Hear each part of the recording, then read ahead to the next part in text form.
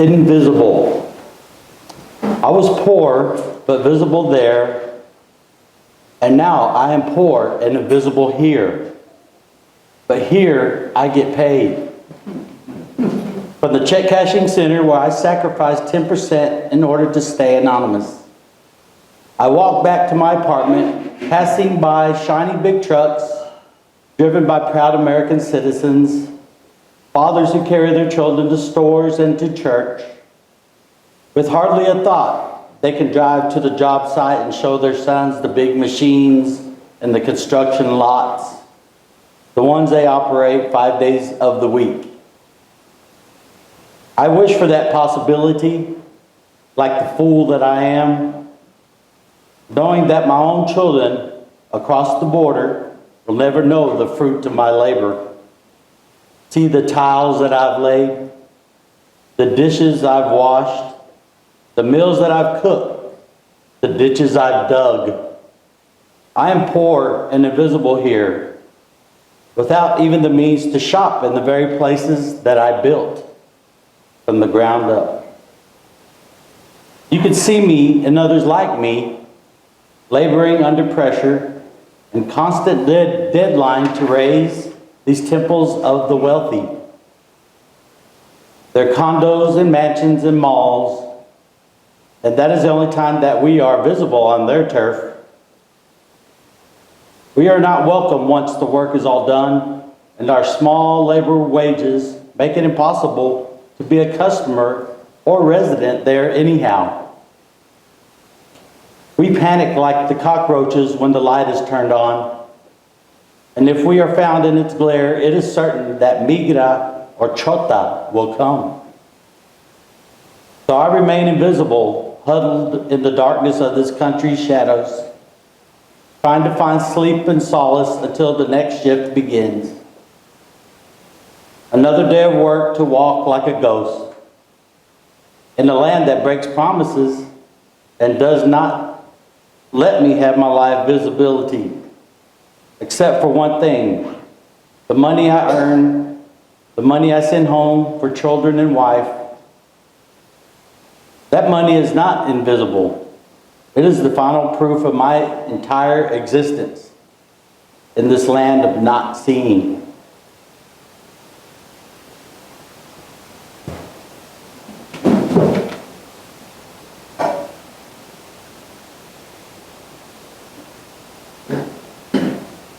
Yo ya me voy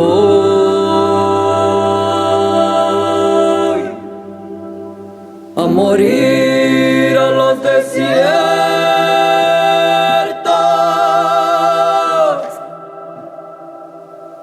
Me voy del ejido y esa estrella marinera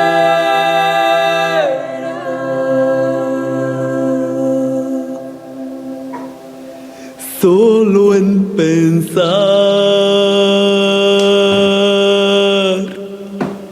que ando lejos de mi tierra,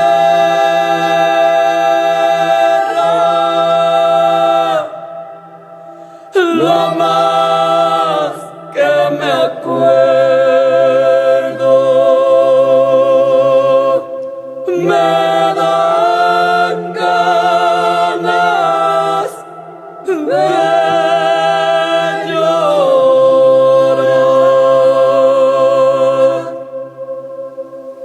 Pero a mí no me divierten los cigarros de la Dalia.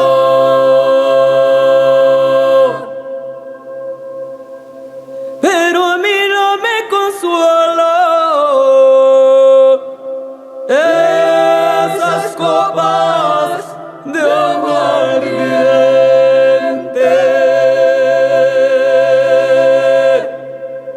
Ay, tan solo en pensar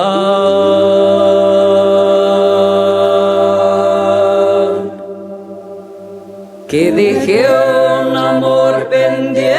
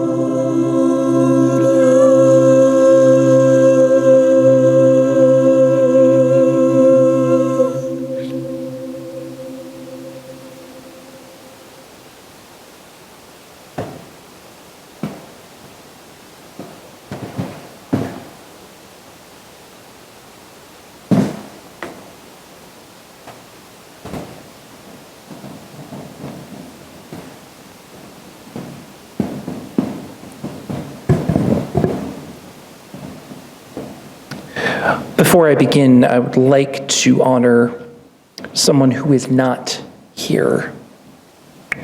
Our friend, colleague, and traveling companion, Teddy Mowry, would have loved this moment and would probably have been sitting in the front row staring down at me with a smile. Unfortunately, Teddy passed away several weeks after we got back from the trip to El Paso. So part of this service is in honor of his memory.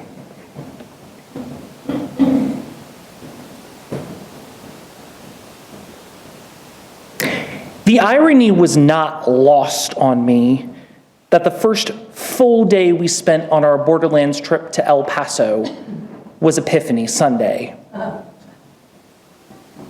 Christians celebrate the Feast of Epiphany as the day when the Magi, the three kings, arrive in Bethlehem after traveling from far-off lands to celebrate the birth of the baby Jesus. We were 11 seminary students who had traveled from a far-off land called Fort Worth. We had not come to celebrate, but rather to learn and to understand. We wanted to understand what the realities of life in a community along the US-Mexico border was really like. When we arrived in El Paso the night before, we did what most seminarians do when they get together in a large group. We went to a restaurant and stuffed our faces.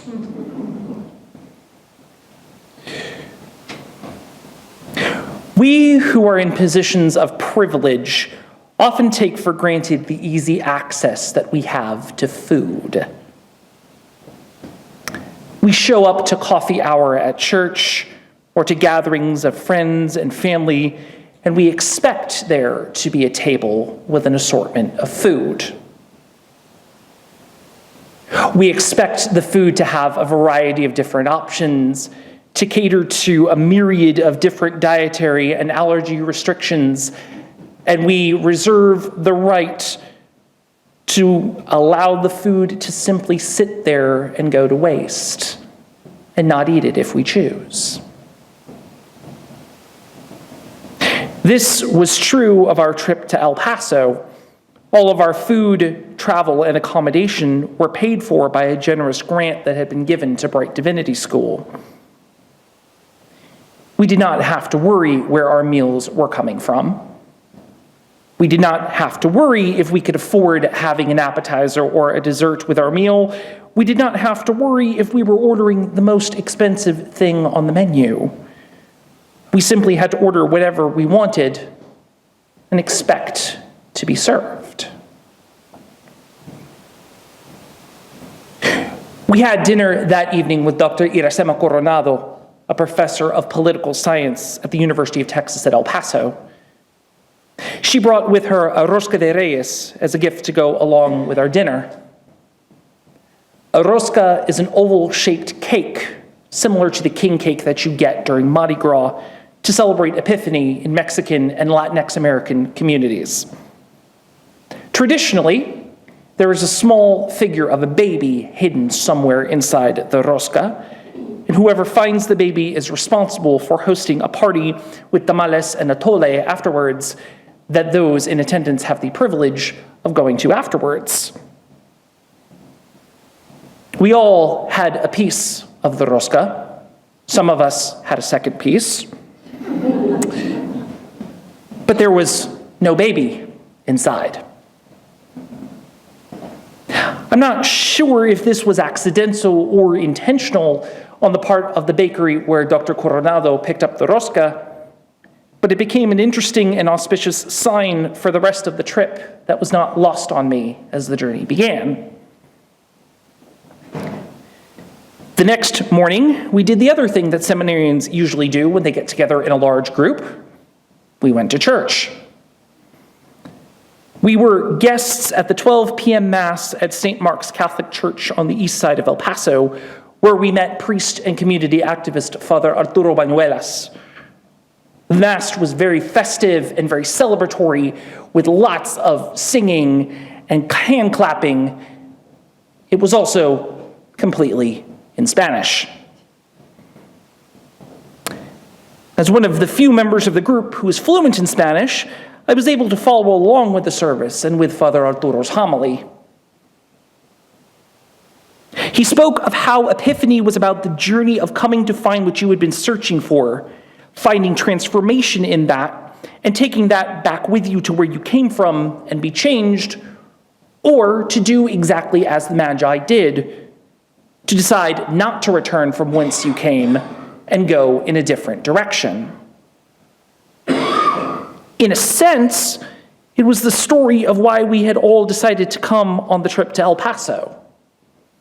We wanted to be transformed by what we would see and go back to our churches and communities of faith in order to have real conversations about immigration and border justice that could somehow make a difference.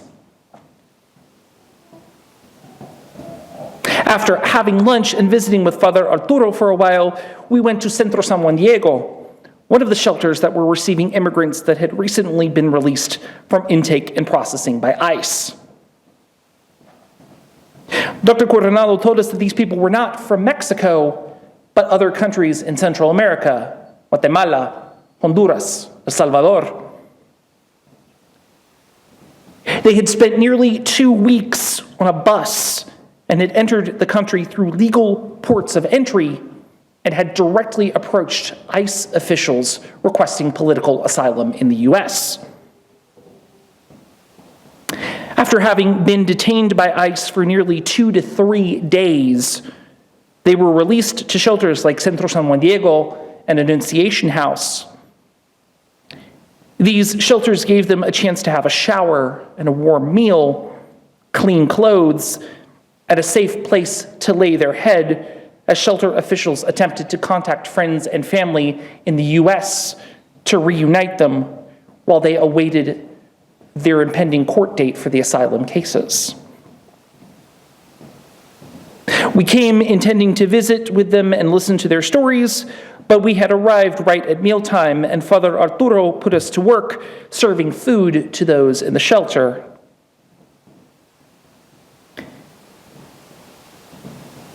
There is an intensely intimate connection to sharing food with another individual. By serving food to another person, it forces you to look into the face of the other and to affirm and acknowledge their identity and their humanity. It forces you to truly see the other person across from you, and they no longer become nameless or faceless. They become a real person who has a story and a set of lived experiences. We not only served these immigrants food, we sat with them. We learned their names and heard their stories of how they had left because they could not find work and because they feared for the safety of themselves and their families from gang violence in their home countries. We listened to their dreams and aspirations and how they were willing to go through whatever it took to provide a better life for their families, many of whom were still back at home until they could earn enough money to help bring them over, most likely in the same way that they came over. They were not just immigrants. They were people with whom we had formed a relationship. As we left Centro San Juan Diego, feeling like we had been transformed in the spirit of Epiphany, Dr. Coronado nonchalantly mentioned as we got back into the van to go to the hotel, "You know, The sad thing is that most of these people, when they show up for their asylum cases, are most likely going to have their cases denied and be sent right back to where they came from. It was like we had been given a cosmic gut punch that hung over us the whole way back to the hotel. It was a disgusting feeling to sit in my hotel suite on the foot of the bed covered in clean, fluffy, white sheets, cable TV at my fingertips. I could not help thinking that those people who we had met and had gotten to know deeply, who had spent 2 weeks on a bus with little to no food or water, who were greeted upon their arrival in the US by being detained with 40 other people in a jail cell only meant for 20, with only one open toilet in the center of the cell. They had undergone so much sacrifice to finally get a taste of freedom that would ultimately be denied and taken away from them. The faith that we profess every Sunday when we gather together in sacred community is born out of the universalist idea that we cannot have true salvation unless all others have the same chance to attain that salvation, and that anything less than that cannot be considered true salvation at all. The sixth of our 7 UU principles speaks of the goal of world community with peace, liberty, and justice for all. What became clear to all of us through our experiences along the border is that there are plenty of individuals for whom peace, liberty, and justice is nowhere close to being a possibility, let alone a reality. To turn a blind eye to these types of injustices is to forego everything that we lift up as UUs. It is especially insidious to do so considering the positions of privilege that we occupy, whether or not we chose them. To quote the words of Dylan Corbett, executive director of the Hope Borderlands Institute and a local community activist in El Paso, we must be attentive to the borders in our own community, both physical and those embedded within our ways of thinking, that prevent us from creating the true sense of world community and wholeness that we look to foster within the spaces that we inhabit. If we are to truly answer the question of what it means to be a people of wholeness, it begins by trying to create and foster a sense of belonging for those who seek to join us in greater community. This is done the same way it is for any newcomer who walks through the front door at Westside on Sunday morning. We welcome them and invite them to enter, rejoice, and come in. Not as who we want and expect them to be, but as the unique individual that they are. The same is and should be true for all those who come to our borders seeking to find something more and something better. We are taught as children in elementary school that the poem inscribed on the Statue of Liberty, the New Colossus, begins with the lines, "Give me your tired, your poor, your huddled masses yearning to breathe free." There was a time when we encouraged those tired, poor, huddled individuals to come to this country to find the promise of freedom that those escaping religious persecution in England had been able to find. Now, we take those same tired, poor, huddled individuals, and our welcome to them is to separate them from their families and children and to detain them for an indefinite period of time, only to cast them back to where they came from. May we commit ourselves to be a people who actually live into the same values that this country was founded upon, the same ideas of humanity, liberty, and egalitarianism that we as UUs have preached from our pulpits for hundreds of years. May it be so. Blessed be. Amen. Shalom. Assalamu alaikum. Namaste.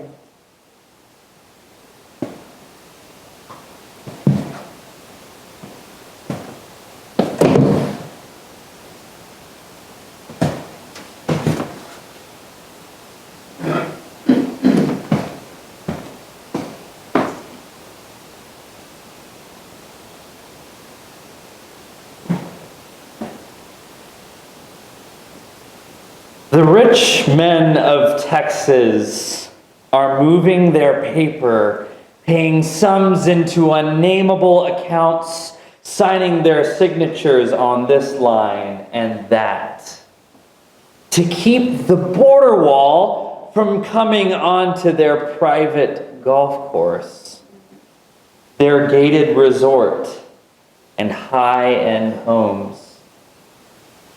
It is certain that they recognize the privilege of their power and the authority they wield to wring the laws to gain favor and rule. I thought it was heroic when I read it, that the rich and the mighty cared enough to fight the border wall, resist it in the valley. But look closer, and you'll see what I learned. Their concern only extends the distance from the 1st to the 18th hole, just as it does at tee off.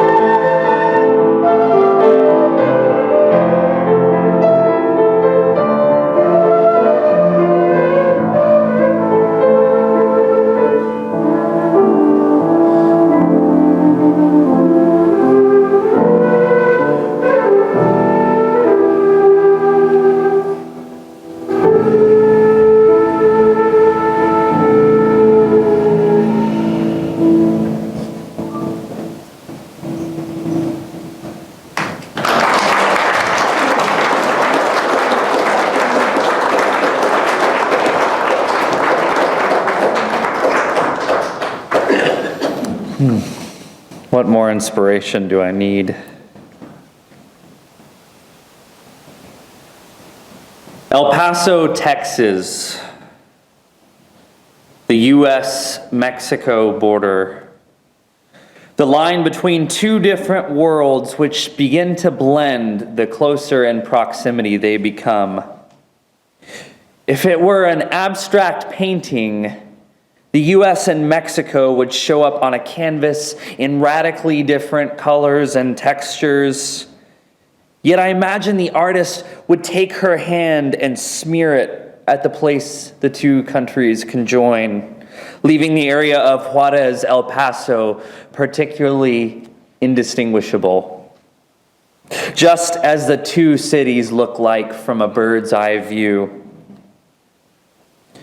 Juarez, El Paso is an environment of effortless pluralism, the type of pluralism that has sparked nationalist hysteria throughout our country. But I view it as beautiful, perhaps even anthropological art smeared by the hand of God.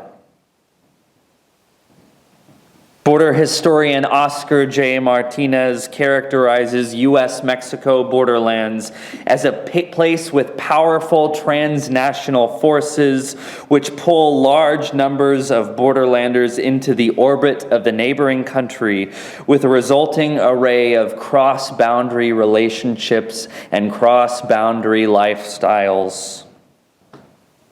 I, too, along with my colleague Matt, made this trip to the border with Bright Divinity School, which featured a week full of powerful interactions with numerous borderlanders from all walks of life, from clergy to activists to academics to refugees. In one moment, I found myself praying in a federal courthouse as approximately 30 migrants and refugees, many of whom were barely over the age of 18, be simultaneously sentenced to prison or deportation. One truly transformative person we encountered on this visit was when we went to the Border Farm Workers Center and met its executive director, Carlos Marentes. Marentes has often been compared to his late colleague and mentor, having been called the Cesar Chavez of the West. The U.S. has a long history of abuse and exploitation of migrant farm workers, from physical abuse to employers' failure to pay already minuscule wages. Carlos was quick to give us information chronicling the history of such exploitation, which frequently goes unpublished. He included this picture of workers being sprayed with the pesticide DDT at the border as part of the Bracero program in the 1950s. Marentes has made it his life's work to advocate on behalf of migrant farm workers to prevent such abuses from occurring. Talking with him was also a powerful reminder of how deeply intertwined our realities are with the workers. For starters, our food. He pulled out a bucket of chili peppers as a physical example of the painstaking and thankless labor that goes into nourishing our bodies. So striking that someone's physical pain could manifest in my physical nourishment. Marentes also provided some insight regarding the causes of such a magnanimous wave of migration. He explained that most agricultural land in Mexico operated under the ejido system, meaning most of it was community-owned. Such a foreign concept in our capitalist society. The ejido system began to decline mid-20th century when the World Bank created dependencies on loans for farming technology and died with the North American Free Trade Agreement in 1994, championed by then-President Bill Clinton. Allowing U.S. corporations to negotiate with Mexico's financial elite, the U.S. demanded that the ejido system be abolished from Mexico's constitution. Think about that. American corporations managed to change another country's constitution. Allowing foreign interests to buy those lands and force its inhabitants to either leave or work for a fraction of the rewards. And it wasn't just Mexico. Comparable trade policies have been enacted elsewhere, devastating thousands of self-sustaining communities across Latin America, because that is what capitalism inherently does. NAFTA ushered in an unprecedented level of prosperity for much of the U.S. and unprecedented levels of poverty for Mexico. And that, I have to acknowledge that the money in my pocket and the food that I eat is tainted. But while this exploitation of citizens might have brought immediate gratification for us, there are long-term ramifications for us too. This caused millions of workers in Mexico to come to the U.S. to seek work, ramping up what is often referred to as the immigration crisis. We caused it. This ultimately led to a nationalist backlash and Trumpism, which has certainly sent many of us into a frenzy. More so, these policies boosted the agricultural industrial complex, which is now one of the leading contributors of climate change in the world.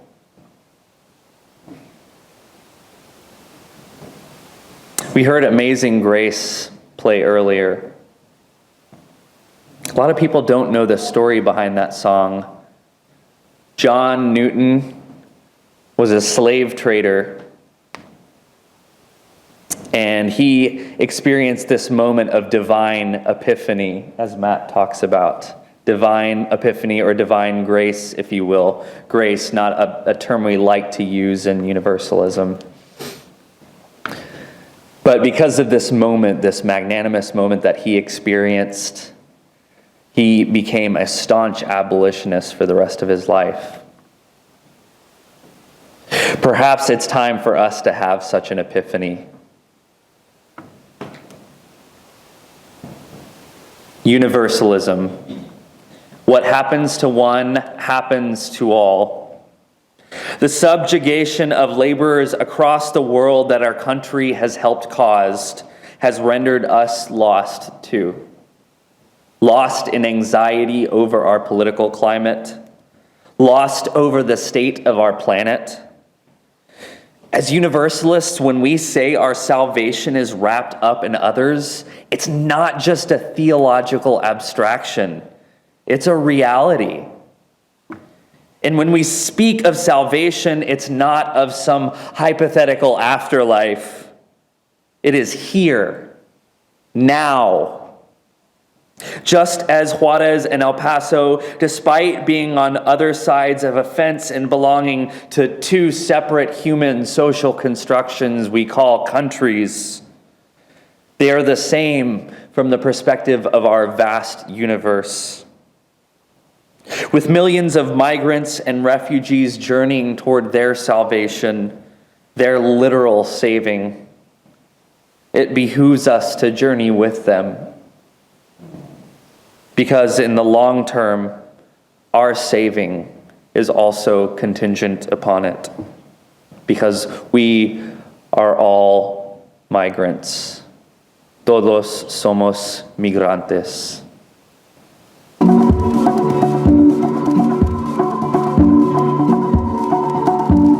Apenas nos pusimos en dos pies y nos vimos en la sombra de la hoguera. Escuchamos la voz del desafío, siempre miramos el río, pensando en la otra ribera. Somos una especie en viaje. No tenemos pertenencias, sino equipaje. Nunca estamos quietos, somos trashumantes, somos padres, hijos, nietos y bisnietos de inmigrantes. Es más mío lo que sueño que lo que toco. Yo no soy de aquí, pero tú tampoco. Yo no soy de aquí, pero tú tampoco. De ningún lado del todo y de todos lados un poco.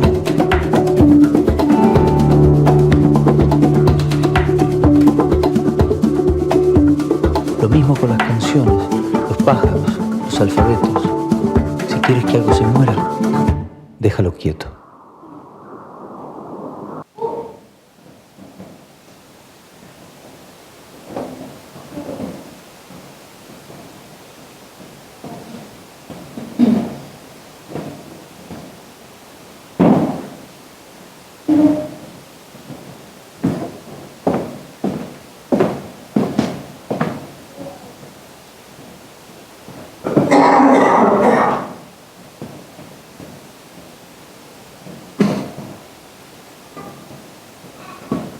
I was in a San Antonio Greyhound bus station, December 2016, and this is what happened. I stand in line D at the Greyhound station, among others heading to Fort Worth by way of Waco. We know what that looks like on a map, right? The precise stretch of I-35 that will be traveled, the probability of traffic snags and brief bathroom breaks along the way. So when she hands me her ticket book with an expectant look on her face, I realize she has no idea where she is heading. There is no map in her mind, nothing from memory to help her assign probabilities and levels of dread to this journey. I notice then, for the first time, that there are two other women, mothers accompanying minors, in that same line. Line B, for bust, beleaguered, between worlds. I pull the passbook from her tiny hand and read aloud, translating into Spanish, but leaving some words cold English, in order to prepare her for inevitabilities of confusion. First, you will go to Dallas. There you have a long break. Almost 7 hours. Oh, gosh. Stay in the station, especially at night. That's Commerce Street. Oh, yes, stay inside. Es un poco peligroso afuera. Stay inside, por favor. Then I flip the pages quickly. You will next be going to Kansas. Kansas. That's where you're heading. Wait, there's another page. Oh, es muy largo tu viaje. You're going to Minnesota. Her face lights up, reminding me of one of Bob Barker's lucky contestants on The Price is Right. Vas a pasar muchas horas en el bus y tu destino es en el norte de los Estados Unidos, acerca de Canadá. I've not even been to Minnesota, that far north. And her son, possibly 11 years old, smiles and nods. I am the announcer of the grand prize, the unintended conveyor of critical information. Of course, she has not chosen any of this. She is from El Salvador with desperate hope in her eyes, yet there is no certainty in her destiny.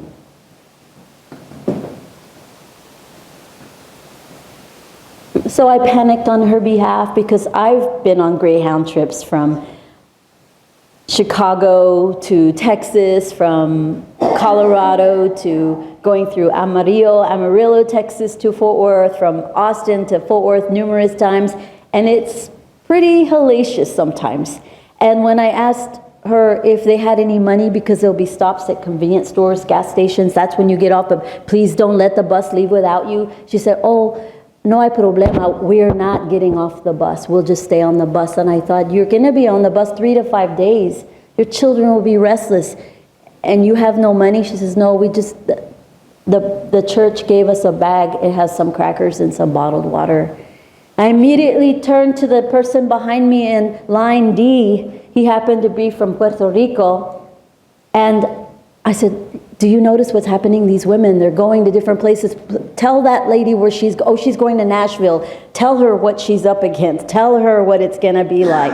And we pulled money out of our wallets in that moment so that they'd have something, a 10 or a 20, so the kids could get a drink, a sandwich, something along the way.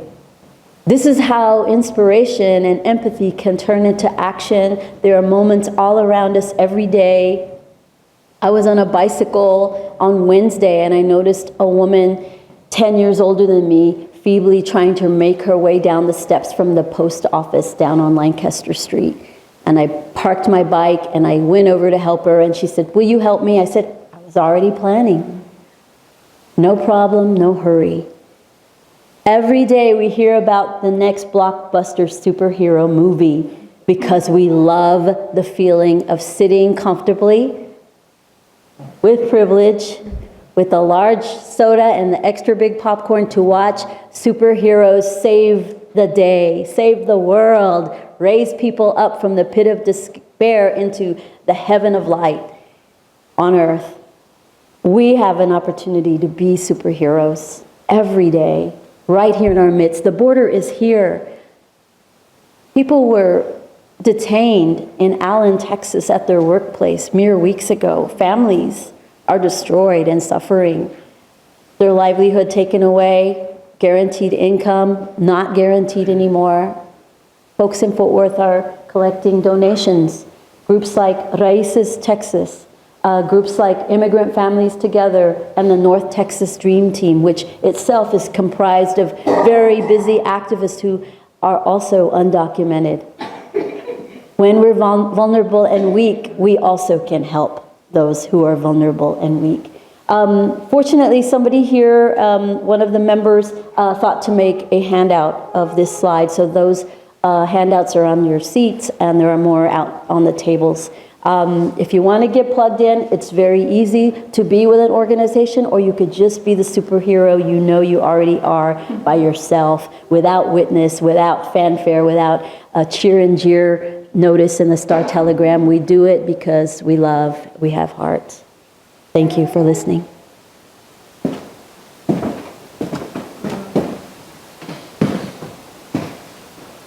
Thank you, Tammy.